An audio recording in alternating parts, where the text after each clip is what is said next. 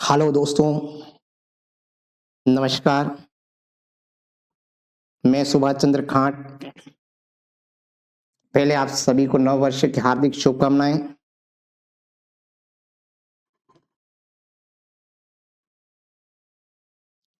आप सबका मेरे इस चैनल में हार्दिक स्वागत, अभिनंदन करता हूं। दोस्तों, आज हम इस वीडियो के माध्यम से जानेंगे कक्षा 12वीं जीव विज्ञान बोर्ड पेपर 2025 में पूछे गए प्रश्नों के बारे में। सभी प्रश्नों के बारे में हम जानकारी प्राप्त करेंगे। बहुविकल्पी प्रश्नों में विकल्प दिए गए उसके बारे में भी हम अलग अलग इनके बारे में भी चर्चा करेंगे। तो यहाँ पर हम जीव विज्ञान का जो पेपर होता है वो 56 नंबर का होता है। समय हमें 3 घंटे 15 मिनट दिए जाते हैं। तो अब हम वीडियो को आगे बढ़ते समय का बर्बाद नहीं करें और शुरू करते हैं सेक्शन ए पार्ट। बहुविकल्पी प्रश्न 1 से 18 तक पूछे जाते हैं। सभी प्रश्न के अंक आधे अंक के होते हैं। सबसे पहला प्रश्न हमारे सामने, आभासी फल का उदाहरण है। आभासी फल का उदाहरण है, हमारे सामने ऑप्शन है अ आम, ब सेब, स कीवी, द तरबूज। आप बताइए कौन सा इसमें से राइट होगा। तो इसमें से कौन सा राइट होगा? कौन सा राइट होगा बच्चों? कौन सा होगा? सेब। Very good. क्या होगा? सेब। तो सेब क्या है? आभासी फल का सबसे अच्छा उदाहरण क्या है? सेब है। इसके अलावा भी स्ट्रॉबेरी, शहतूत, ये भी आभासी फल के उदाहरण हैं। आभासी फल के अंदर होता क्या है? इसके अंडाशय के बजाय फूल के अन्य भाग पुष्पासन से भी ये विकसित होते हैं। ये आभासी फल है। लेकिन उनमें एक फल होता है वास्तविक फल। कौन सा होता है? वास्तविक फल। और वो वास्तविक फल किसे कहते हैं? ये भी परीक्षा के अंदर पूछा जा सकता है हमें कि वास्तविक फल क्या है। तो वास्तविक फल क्या होते हैं? वो केवल कहां से विकसित होते हैं? अंडाशय से विकसित होते हैं। ऐसे फलों को हम क्या कहते हैं? वास्तविक फल। क्या कहते हैं? वास्तविक फल। जैसे आम, टमाटर। इसके बारे में भी आपको ये जानकारी होनी चाहिए। नेक्स्ट प्रश्न हमारा है, पित्तपिंड कॉपर्स ल्यूटियम द्वारा भारी मात्रा में स्रावित हार्मोन कौन सा है? पित्तपिंड द्वारा भारी मात्रा में स्रावित हार्मोन्स का नाम क्या है? हमारे सामने ऑप्शन है अ टेस्टोस्टेरोन, प्रोजेस्टेरोन, प्रोलैक्टिन, थायरोक्सिन। जल्दी से बताइए कौन सा राइट होगा? कौन सा राइट होगा बच्चों? ब। कौन सा होगा? ब। क्या है? प्रोजेस्टेरोन। प्रोजेस्टेरोन क्या है? देखो बच्चों, ये पित्तपिंड द्वारा भारी मात्रा में, कहां से? पित्तपिंड है जहां से भारी मात्रा में प्रोजेस्टेरोन हार्मोन स्रावित होता है, जो गर्भाशय के प्रत्यारोपण के लिए क्या करता है? तैयार करता है। क्या करता है? तैयार करता है। और गर्भावस्था को बनाए रखने के लिए ये आवश्यक होता है। ठीक है। इसके अलावा भी ये पित्तपिंड है वो कुछ मात्रा में क्या करता है? एस्ट्रोजन और रिलैक्सिन हार्मोन का स्राव भी करता है। तो आप इसके बारे में भी यदि आपको पूछा जाए कि प्रोजेस्टेरोन के अलावा पित्तपिंड से और कौन से हार्मोन स्रावित होते हैं, तो कौन से होते हैं? एस्ट्रोजन और रिलैक्सिन हार्मोन। ये भी आपको याद रखना है। नेक्स्ट प्रश्न हमारा है तीसरा, द्वितीयक शुक्राणु कोशिका में गुणसूत्रों की संख्या कितनी है? क्या पूछा गया है? द्वितीयक शुक्राणु कोशिका में गुणसूत्र की संख्या क्या है? हमारे पास ऑप्शन है अ 23, ब 24, स 46, द 47। बहुत इजी प्रश्न है, आप आराम से बता सकते हैं। इसमें से कौन सा राइट होगा बच्चों? कौन सा होगा? अ कितने होते हैं? 23 गुणसूत्र। कितने होते हैं? 23 गुणसूत्र। तो बच्चों, एक परिपक्व मानव सुगरण कोशिका 23 गुणसूत्र होते हैं। कितने होते हैं? 23 होते हैं। जो हमारे शरीर के सामान्य कोशिका के अंदर 46 गुणसूत्र के आधे होते हैं। मानव शरीर के अंदर गुणसूत्रों की संख्या कितनी होती है? 46। ये प्रश्न पूछा जा सकता है कि मनुष्य में गुणसूत्र की संख्या कितनी होती है? तो कितनी होती है? 46 होती है। कितनी होती है? 46 होती है। अब ये आधे होते हैं तो क्यों होते हैं? क्या कारण है? ये अगुणित होते हैं। कैसे होते हैं? अगुणित। यहां पर पूछा जा सकता है अगुणित गुणसूत्रों की संख्या कितनी है? यह प्रश्न पूछा गया एक बार में। अगुणित गुणसूत्रों की संख्या कितनी है? तो कितनी होगी? 23। कितनी होगी? 23। ठीक है। तो ये आपके अगुणित गुणसूत्र हैं, वो क्या होते हैं? निषेचन के बाद में क्या होंगे? ये 23 + 23 मिल करके कितने हो जाएंगे? 46। कितने हो जाएंगे? 46। और क्या बना देते हैं? युग्मनज का निर्माण करते हैं और एक नया जीव बन जाता है। नेक्स्ट प्रश्न, गर्भावस्था को रोकने का अस्थायी माध्यम क्या है? गर्भावस्था को रोकने का अस्थायी माध्यम क्या है? ठीक है। तो गर्भावस्था को रोकने का अस्थायी माध्यम कौन सा होगा? कौन सा होगा बच्चों? बद्ध्याकरण। कौन सा होगा? बद्ध्याकरण। ठीक है। ये अस्थायी माध्यम है। बद्ध्याकरण का मतलब क्या होता है? नसबंदी। ठीक है। बाकी ऑप्शन आवधिक संयम, अंतर्गर्भाशय युक्ति और डायफ्राम, ये अस्थायी है। कैसी है? अस्थायी है। ठीक है। तो ये आपको याद रखना है कि गर्भावस्था की अस्थायी जो माध्यम है वो क्या है? बद्ध्यकरण। नेक्स्ट प्रश्न हमारा, वंशागति का क्रोमोसोम सिद्धांत किन्होंने दिया? वंशागति का क्रोमोसोम सिद्धांत देने वाले वैज्ञानिक कौन है? हमारे सामने ऑप्शन है डिब्रीस, कॉरेंस, सट्टन, बोवेरी, स्लाइडन, श्वान, वाटसन, क्रिक। कौन से होंगे? फटाफट बताओ कौन सा राइट होगा? कौन सा राइट होगा? ब। कौन सा होगा? ब। कौन है वैज्ञानिकों का नाम क्या है? सट्टन और बोवेरी। ठीक है। तो सट्टन को क्या कहते हैं? Walter Sutton. ठीक है। बोवेरी का पूरा नाम क्या है? Theodor Boveri. ठीक है। तो उन्होंने क्या किया था? 1902 से 1903 के आसपास स्वतंत्र रूप से इनको वंशागति का क्रोमोसोम सिद्धांत उन्होंने प्रस्तुत किया था। ठीक है। उन्होंने बताया था कि जिन गुणसूत्रों पर स्थित होते हैं, जिन कहां होते हैं? गुणसूत्रों पर स्थित होते हैं, ये मेंडल के नियमों की व्याख्या भी करते हैं। क्या करते हैं? मेंडल के नियमों की व्याख्या भी करते हैं।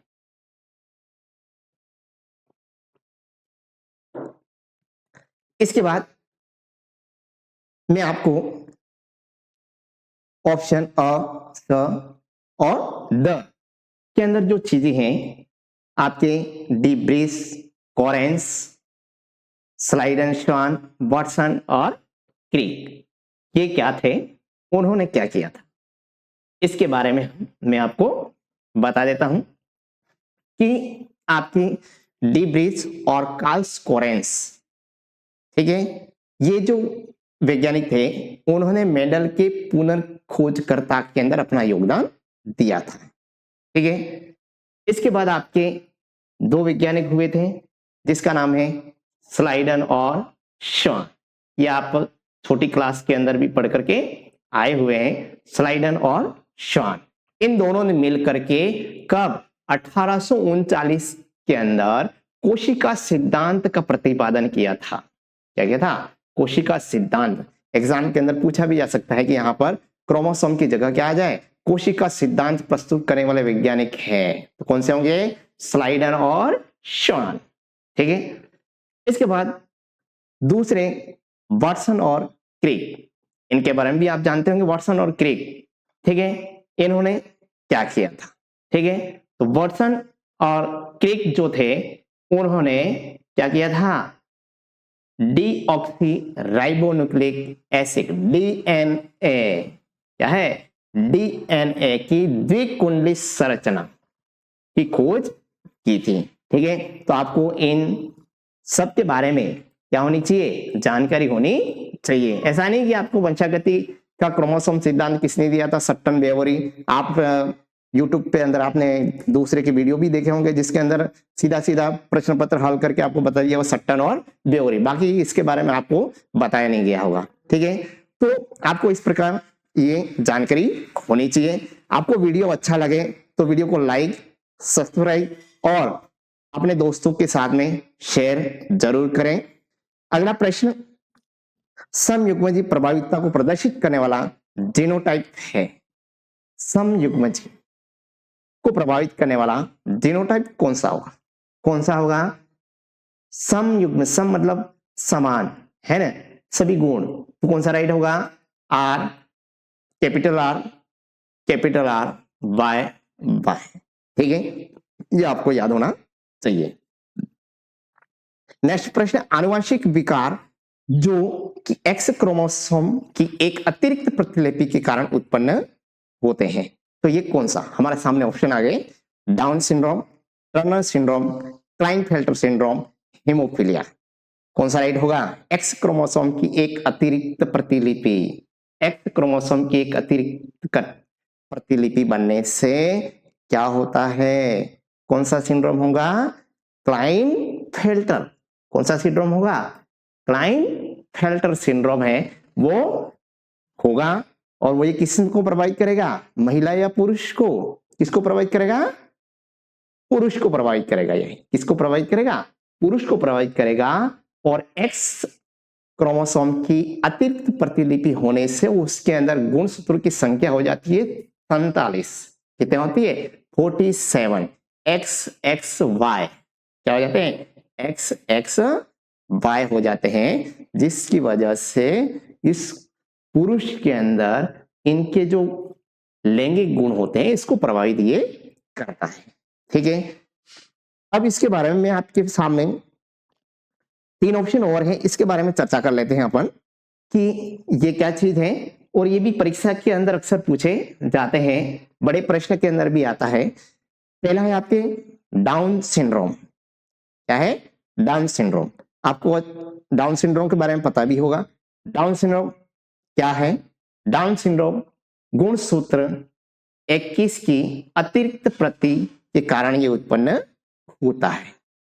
एक्स की अतिरिक्त प्रति के कारण ये उत्पन्न होता है। ठीक है, याद रहेगा। नेक्स्ट है टर्नर सिंड्रोम। टर्नर सिंड्रोम कैसे उत्पन्न होता है? ये महिलाओं के अंदर होता है। महिलाओं में एक्स क्रोमोसोम की आंशिक या पूर्ण अभाव के कारण, अभाव का मतलब इसका मतलब क्या हुआ? एक्स क्रोमोसोम की क्या हो जाती है? कमी। क्या हो जाती है? कमी होती है।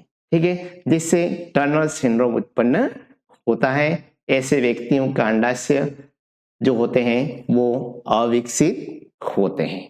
ठीक है, तो आपको Klinefelter syndrome, down syndrome, Turner syndrome ये आनुवंशिक विकार कौन से हैं? आनुवंशिक। बड़ा प्रश्न भी इन तीनों के साथ में शामिल करके आपको पूछा जा सकता है कि आनुवंशिक विकार कौन कौन से हैं, उसको समझाइए। ठीक है, और नेक्स्ट है आपकी हीमोफीलिया। ये भी परीक्षा में कई बार पूछा गया प्रश्न है।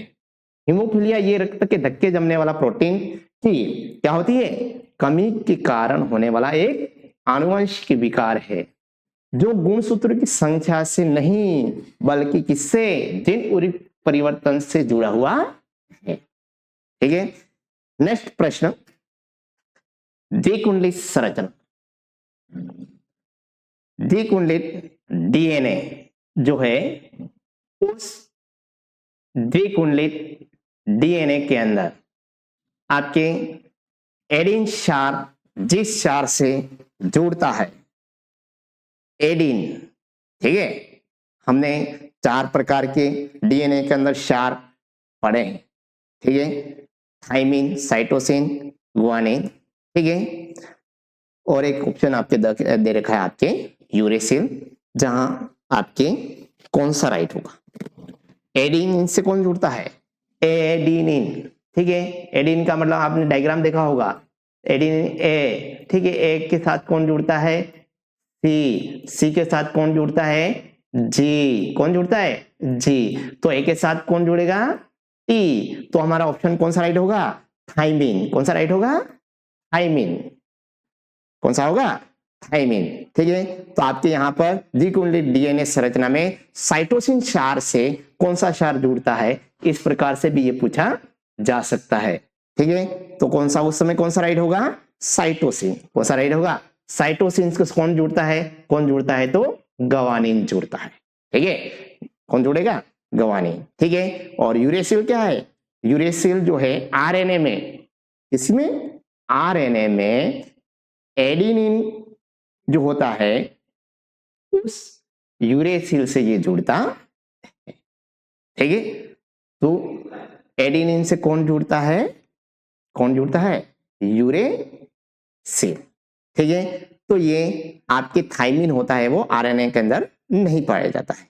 नेक्स्ट प्रश्न, जीवाणु में अनुलेखन के दौरान आरएनए का प्रकार जो टेम्पलेट प्रदान करता है वो कौन सा है? TRNA, rRNA, mRNA, hnRNA. कौन सा होगा? अनुलेखन का कार्य करने वाला कौन सा है? बताइए कौन सा होगा? एमआरएनए। कौन सा होगा? MRNA, messenger RNA. क्या कहते हैं इसको? Messenger RNA. ठीक है, तो ये डीएनए जो है उसको टेम्पलेट प्रदान करने का ये कार्य करते हैं, उसको मैसेंजर आरएनए भी कहा जाता है। ठीक है, जो प्रोटीन बनाने के क्या करता है? आनुवांशिक कोड। क्या करता है? आनुवांशिक कोड है वो प्रदान करता है। ठीक, नेक्स्ट हमारा जो प्रश्न है, विकास के डार्विन सिद्धांत का मूल तत्व क्या है? विकास के डार्विन सिद्धांत का मूल तत्व क्या है? उत्परिवर्तन, स्वतः जनन, प्राकृतिक चुनाव, रासायनिक परिवर्तन। तो कौन सा राइट होगा? स। कौन सा राइट होगा? स। कौन सा होगा? प्राकृतिक चुनाव। क्या होगा? प्राकृतिक चुनाव।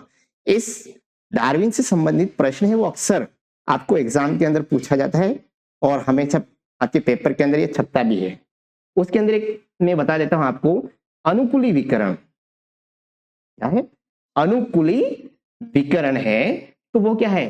समय के साथ प्रक्रिया में नई प्रजातियां विकसित होती हैं, नई प्रजातियां विकसित होती हैं, जिसके अंदर आपने किताब के अंदर देखा होगा गैलापागोस पिंच में देखा गया था। अनुकूली विकरण पिंच पक्षी के अंदर ये देखा गया था। ठीक है, तो ये प्रश्न भी पूछा जाता है कि पिंच जो है उसके अंदर जो आपके किस प्रकार का विकरण पाया जाता है? तो अनुकूली विकरण। कौन सा होता है? अनुकूली विकरण। नेक्स्ट प्रश्न है, HIV विषाणु का प्रकार। HIV विषाणु का प्रकार क्या है? ठीक है, एडिनोवायरस, बैक्टीरियोफेज वायरस, रेट्रोवायरस और रोटा वायरस। इसमें कौन सा राइट होगा? कौन सा राइट होगा भाई? कौन सा राइट होगा? Retro virus. कौन सा होगा? Retro virus. ठीक है, कौन सा राइट होगा? Retro virus. ठीक है, इसके अलावा आपके एक ऑप्शन है, कौन सा यहां पर राइट है? Retro virus. अब यहां पर एडिनो वायरस क्या है? एडिनो वायरस क्या है बच्चों? एडिनो वायरस का एक समूह है जो सर्दी और फ्लू जैसे लक्षण पैदा करता है। ठीक है, दूसरा है बैक्टीरियोफेज वायरस। कौन सा? Bacteriophage virus. बैक्टीरियोफेज क्या करता है? ये भी एक प्रकार का क्या है? वायरस है जो बैक्टीरिया को संक्रमित करता है। ये बैक्टीरिया फेज है और किसको संक्रमित करता है? बैक्टीरिया को ही संक्रमित करता है। किसको? बैक्टीरिया को ही संक्रमित करने का कार्य करता है। ठीक, आपको वीडियो अच्छा लगे तो लाइक जरूर ठोक देना। ठीक है, और वीडियो यदि आपने सब्सक्राइब नहीं किया है तो वीडियो को सब्सक्राइब भी कर लेना। नेक्स्ट प्रश्न है, टाइफाइड ज्वर की पुष्टि किस परीक्षण से की जाती है? Option Widal, ELISA, biopsy, sonography. Option क्या है? Widal, ELISA, biopsy. तो कौन सा राइट होगा? कौन सा परीक्षण किया जाता है? टाइफाइड। जब आपको टाइफाइड हो गया, यूं कहता है बुखार आया है, तो आपको परीक्षण कराता है डॉक्टर, तो कौन सा होता है? विडाल परीक्षण कराता है। कौन सा परीक्षण होता है? विडाल टेस्ट आपकी लेबोरेटरी के अंदर डॉक्टर करता है और आपको टाइफाइड हो गया है ऐसा बताता है। ठीक है, तो कौन सा होगा? विडाल। ठीक है, और यहाँ पर आपके ऑप्शन है, एक है एलिसा, एक है बायोसी। ये भी आपके क्या है? एक प्रकार के परीक्षण है, ये भी किसी न किसी के लिए किए जाते हैं। ठीक है, अब विडाल परीक्षण होता है, टाइफाइड होता है। ये टाइफाइड जो है वो किस जीवाणु से संक्रमित होता है, उसका नाम क्या है? उस जीवाणु का नाम भी पूछा जाता है कभी कभार, तो उसका नाम क्या होगा भाई? Salmonella typhi. याद रहेगा, क्या नाम है? Salmonella typhi. ठीक है, इसकी वजह से ये टाइफाइड बुखार है उत्पन्न होता है। एक है आपके एलिसा। कौन सा है? एलिसा। अब एलिसा परीक्षण है वो कब किया जाता है, किसके लिए किया जाता है? ठीक है, तो एलिसा परीक्षण आपके HIV और आपके थायराइड रोग जैसे संक्रमण है इनका पता लगाने के लिए भी ये किया जाता है। इसके अलावा आपकी गर्भावस्था परीक्षण, हार्मोन का लिए भी इसका उपयोग किया जाता है। एक है आपके बायोप्सी। अब बायोप्सी जो है उसका परीक्षण किसके लिए किया जाता है? बायोप्सी जो है वो आपकी किसका पता लगाने किया जाता है? किस रोग का? कैंसर। कौन सा रोग? कैंसर के वो आपके परीक्षण है करके, ये आपके बायोप्सी के द्वारा हम कैंसर का पता लगा सकते हैं, व्यक्ति के अंदर कैंसर है या नहीं है। अगला नेक्स्ट प्रश्न है, एंजाइम जिसका प्रयोग बोतल वाले फलों के रस को अधिक स्वच्छ और साफ करने में किया जाता है, तो उसका नाम क्या होगा? कौन सा होगा भाई? इसका नाम होगा पेक्टिनेस प्रोटीएज। क्या होगा? पेक्टिनेस प्रोटीएज। याद रहेगा, हमारी बोतल के अंदर आप पीते भी होंगे है ना फलों का रस, तो उसके अंदर क्या है? पेक्टिनेस प्रोटीएज। नेक्स्ट प्रश्न है, इक्वार में आर से विषाणु क्या प्रदर्शित करता है? ठीक है, उससे क्या प्रदर्शित करता है? वर्ग, संघ, प्रभेद और गण। तो उसमें क्या होगा भाई? जल्दी बताओ, क्या होगा? प्रभेद। क्या है? प्रभेद। ठीक, नेक्स्ट, बीटा कपास पौधे किस जीव से सुरक्षित रहते हैं? ठीक है, बीटा कपास पौधे के किस जीव से सुरक्षित रहते हैं? ठीक है, ये प्रश्न भी कई बार पूछा गया है आपके। ठीक है, क्राई ए क्राई बी इसके बारे में भी पूछा गया प्रश्न है, तो आपको यहाँ से भी इससे रिलेटेड प्रश्न है वो आपको आपकी बुक में आपको देखने हैं। ठीक है, तो यहाँ पर ऑप्शन क्या राइट होगा भाई? कौन सा होगा? कीट। क्या होगा? कीट। बीटा कपास पौधे के किस जीव को सुरक्षित रहते हैं? ठीक है, तो ये कीट होता है वो इस कपास को नुकसान पहुंचाता नहीं है। नेक्स्ट प्रश्न है, समष्टि गुण में नर एवं मादा का अनुपात क्या कहलाता है? समष्टि के अंदर क्या है? नर और मादा के अनुपात को हम क्या कहते हैं? जन्म दर, मृत्यु दर, लिंगानुपात, समष्टि घनत्व। क्या कहते हैं बच्चों? लिंगानुपात। क्या कहते हैं? लिंगानुपात।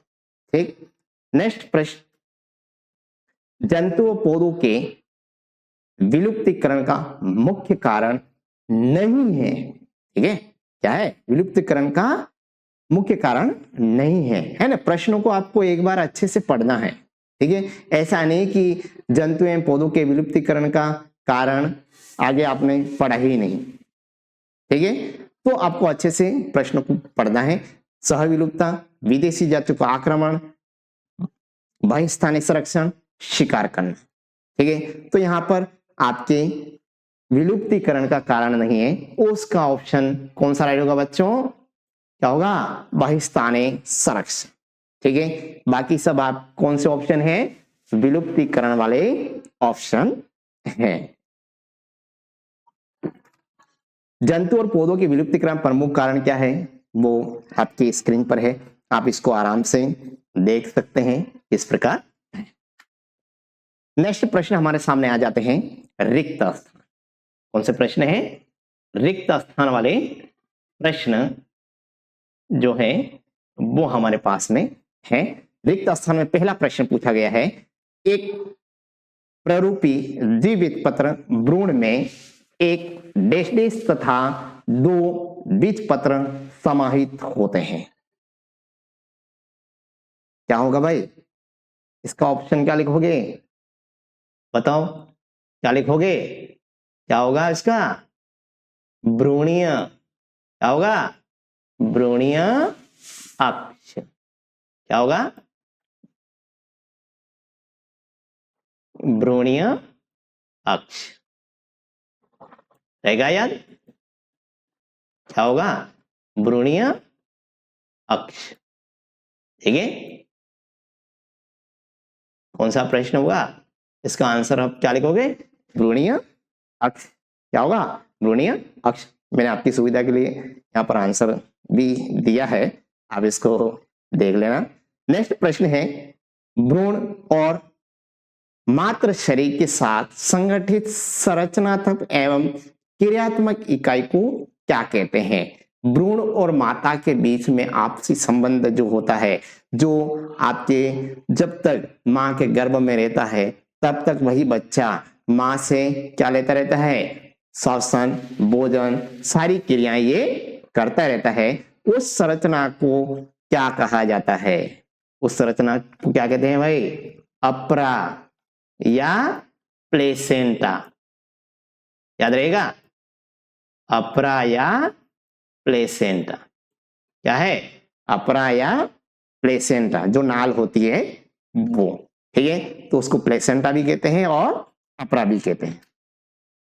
नेक्स्ट प्रश्न जो है, शरीर की रक्षा के लिए बनाए प्रतिरक्षी सीधे ही शरीर को दिए जाते हैं, तो वह प्रतिरक्षी क्या होती है। शरीर की रक्षा के लिए बनाए तैयार जो है वो हमारे शरीर को दिए जाते हैं, उसको क्या कहा जाते हैं, उस चीज को हम क्या कहते हैं, उसको हम कहते हैं निष्क्रिय प्रतिरक्षा।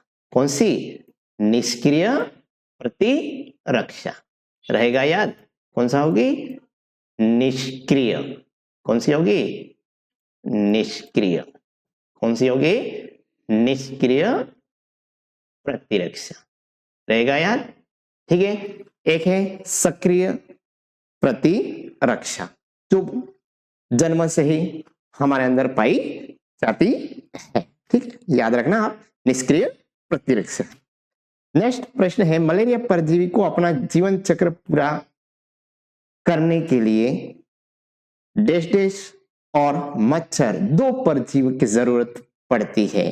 मलेरिया परजीवी को अपना जीवन चक्र चलाने के लिए, प्लाज्मोडियम को अपना जीवन चक्र चलाने के लिए किन किन की जरूरत होती है, एक तो मच्छर और दूसरा कौन होगा, दूसरा कौन होगा, दूसरा हम होंगे, कौन होंगे, हम, मतलब क्या होगा, मानव, क्या होगा, मानव, क्या होगा, मानव, है ना, कौन सा होगा, मानव, ठीक है। वीडियो अच्छा लग रहा है तो कमेंट करना न भूलना आप, ठीक है। नेक्स्ट प्रश्न है, मोलस्कस परप्यूरिन ईस्ट से उत्पन्न अस्टेरिन का व्यापारिक स्तर पर प्रयोग को डैश डैश वाले कारक के रूप में किया जाता है, ठीक है।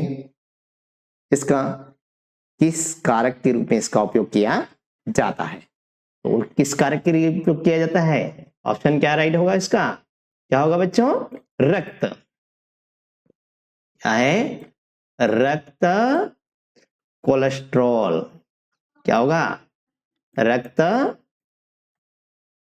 कोलेस्ट्रॉल, रहेगा याद, लिखने भी आना चाहिए, ऐसा नहीं कि आप लिखने नहीं आए, ठीक है। तो क्या है, रक्त कोलेस्ट्रॉल।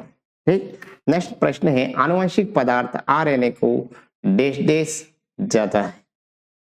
ठीक है, ये प्रश्न थोड़ा मिस्टेक हो चुका है। ठीक है, तो इसके अंदर जो है वो क्या है, राइबो न्यूक्लियेज। क्या है, राइबो न्यूक्लियेज, याद रहेगा क्या है, राइबो न्यूक्लियेज है ये। ठीक, नेक्स्ट प्रश्न है, पारजीवी गाय रोजी से मानव प्रोटीन युक्त दुग्ध मिलता है, ये क्या होगा, इसको क्या कहते हैं, क्या होगा, मानव प्रोटीन। उसका उत्तर क्या होगा, मानव प्रोटीन। प्रतिरक्षी अणु में पेप्टाइड श्रृंखलाएं होती हैं। बहुत सरल प्रश्न, आप आराम बता सकते हैं। पेप्टाइड श्रृंखलाओं की संख्या कितनी होती है भाई, कितनी होती है, जल्दी से बताओ, 4। कितनी होती है, 4। पेप्टाइड श्रृंखलाओं की संख्या कितनी होती है, 4 होती है। ठीक, नेक्स्ट प्रश्न, डैश डैश और उच्च कोटि पात्र की जड़ों के बीच में कवक मूल सहचर्य है ना, आपने पढ़ा होगा सह संबंध। ठीक है, सह संबंध उच्च पात्रों की जड़ों के साथ में बना करके इसका नाम क्या है, कौन बनाता है, सहचर्य संबंध, क्या नाम है उसका, कवक। कौन है ये, कवक। कौन है, कवक। नेक्स्ट प्रश्न है, परपोषी जीव के बाह्य पृष्ठ पर आहार पूर्ति करने वाले परजीवी क्या कहलाते हैं, है ना। परपोषी जीव के बाह्य पृष्ठ, बाहर पर रह करके, बाहर रह करके अपना जीवन चलाते हैं, आहार लेते हैं, ऐसे जीव को हम कहते हैं बाह्य परजीवी। क्या कहते हैं, बाह्य परजीवी। नेक्स्ट प्रश्न हमारे हैं, नेक्स्ट प्रश्न है, एक शब्द में या एक पंक्ति में। पहला प्रश्न बहुत सरल प्रश्न, हाइड्रिला पादप में परागकण का माध्यम क्या है। हाइड्रिला, आपके दिमाग के अंदर आ जाने, हाइड्रिला रहता कहां है, पहले तो स्थल पर रहता है कि जल में रहता है, किस जगह पे रहता है, तो हाइड्रिला कहां रहता है, जल में रहता है। तो परागकण की क्रिया कैसे होगी उससे, जल के द्वारा। किसके द्वारा होगी, जल के द्वारा। होगा कि नहीं होगा, जल में रहेगा, जल के द्वारा परागकण क्रिया होगी। ठीक है, इसके अंदर ये हाइड्रिला की जगह आपको पूछ लिया गया वेलिस्नेरिया पादप में परागकण किसके माध्यम के द्वारा होगा, तो उसका ऑप्शन क्या राइट होगा, वेलिस्नेरिया भी आपके क्या होता है, जल के अंदर होता है। कहां होता है, जल के अंदर पाया जाता है। ठीक, नेक्स्ट प्रश्न है, शुक्र जनन को परिभाषित कीजिए। शुक्र जनन, इसकी परिभाषा लिखनी है। तो शुक्र जनन कहां होते हैं, किसमें होते हैं, नर या मादा में, किसमें, नर के अंदर। ठीक है, तो और मादा में होते हैं तो क्या कहते हैं, अंड जनन। क्या कहते हैं, अंड जनन। ठीक है, तो ये परिभाषा, दोनों परिभाषा आपको याद होनी चाहिए, ऐसा नहीं कि आप शुक्र जनन के बारे में ही जाने। ठीक है, तो शुक्र जनन किसे कहते हैं, वृषण के अंदर जो क्या होते हैं, अपरिपक्व नर कोशिकाओं से शुक्राणु के निर्माण की जो प्रक्रिया है, उसी प्रक्रिया को हम क्या कहते हैं, क्या कहते हैं, शुक्र जनन। नेक्स्ट प्रश्न है, मेंडल के एकल संकरण की F2 पीढ़ी, मेंडल संकरण की F2 पीढ़ी में शुद्ध लंबे संकर लंबे बोने पौधों का अनुपात क्या था, जल्दी से बताओ क्या था, आ जाना चाहिए ये तो फटाफट। कितना है, 1:2:1। ठीक है, कितना होगा ये। और यदि आपको यहां पूछा जाए कि आपके इनका कौन सा अनुपात, कौन सा अनुपात बताओ,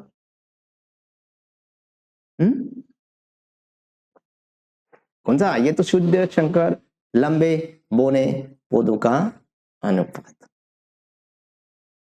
ठीक है, ये पूछा जाए तो 1:2:1। एक है आपके 3:1। ठीक है, तो 3 पौधे लंबे और 1 पौधा क्या है, कैसा, बोना। इस प्रकार से आप प्रश्न पूछा जा सकता है। नेक्स्ट प्रश्न, यू आनुवंशिक कोड द्वारा उल्लेखित एमिनो अम्ल का नाम क्या है? उस उल्लेखित एमिनो अम्ल का नाम क्या है? तो नाम क्या होगा भाई? फिनाइल एल नी न, क्या है? फी ना ई ल ए ल नी न। ठीक है, ठीक है, क्या होगा ये? फिनाइल एलिडिन। ठीक है, वीडियो लंबा हो रहा है जरूर, लेकिन मैं सभी प्रश्नों के बारे में आपको डिटेल जानकारी दे रहा हूं, तो आप इस वीडियो को जरूर पूरा देखें और आगे प्रश्नों के बारे में भी हम और अच्छा जानकारी प्रदान मैं आपको करूंगा, तो वीडियो में बने रहें आप। नेक्स्ट प्रश्न है, आनुवंशिक संतुलन की परिभाषित कीजिए। आनुवंशिक संतुलन की परिभाषा है ना, तो परिभाषा क्या होगी? आनुवंशिक संतुलन की। ठीक है, तो आनुवंशिक संतुलन क्या है? वह स्थिति होती है जब किसी संख्या में समय के साथ जिन आवृत्तियों में क्या होता है, कुछ बदलाव नहीं आता है, क्योंकि उस पर विकासवादी शक्तियां या तो अनुपस्थित होती हैं या एक दूसरे का क्या कर लेती हैं, संतुलन कर लेते हैं। उसी को हम कहते हैं आनुवंशिक संतुलन। ठीक है, तो यहाँ पर मैंने लिखा भी है, कुछ शब्द लिखे हैं। आनुवंशिक जीव विज्ञान की वह शाखा है जो जीवों में क्या करती है, वंशागति और विविधता का अध्ययन कराती है। नेक्स्ट प्रश्न है, साइक्लोस्पोरिन ए के उत्पादन में प्रयुक्त कवक का नाम क्या है? ठीक है, साइक्लोस्पोरिन ए के उत्पादन के लिए कौन सा कवक कार्य करता है? तो कौन सा कवक कार्य करता है? ट्राइकोडर्मा पोलेस्पोरम। क्या नाम है? ट्राइकोडर्मा पोलेस्पोरम। ठीक है, ठीक है, याद रहेगा। ठीक, नेक्स्ट प्रश्न है, दूध की अपेक्षा दही में किस विटामिन की मात्रा सबसे क्या होती है, बढ़ाने से पोषक संबंधी गुणवत्ता बढ़ती है? तो कौन सा विटामिन होगा दही में? तो कौन सा होगा विटामिन?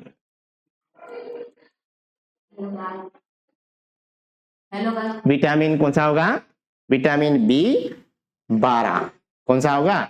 Vitamin B 12। ये आपको याद रखना है।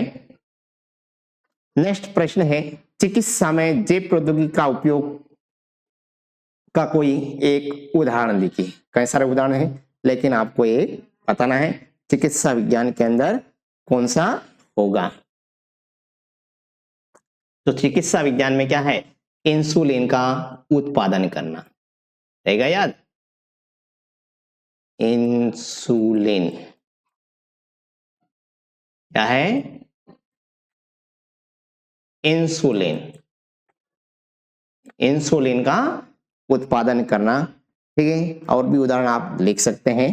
ठीक है, इंसुलिन का उत्पादन करना। नेक्स्ट प्रश्न है, समष्टि घनत्व को बढ़ाने वाले एक कवक का क्या है, नाम लिखिए। समष्टि को बढ़ाने वाले एक कारक का नाम, है ना। संख्या कैसे बढ़ती है ना, संख्या किस तरह से बढ़ती है उसका एक कारक लिखना है। आप सब जानते हैं कि समष्टि का घनत्व कैसे बढ़ेगा। तो समष्टि का घनत्व कैसे बढ़ेगा? जन्म दर से। जितनी जन्म दर ज्यादा होगी उसकी समष्टि का घनत्व भी क्या होगा, ज्यादा होगा।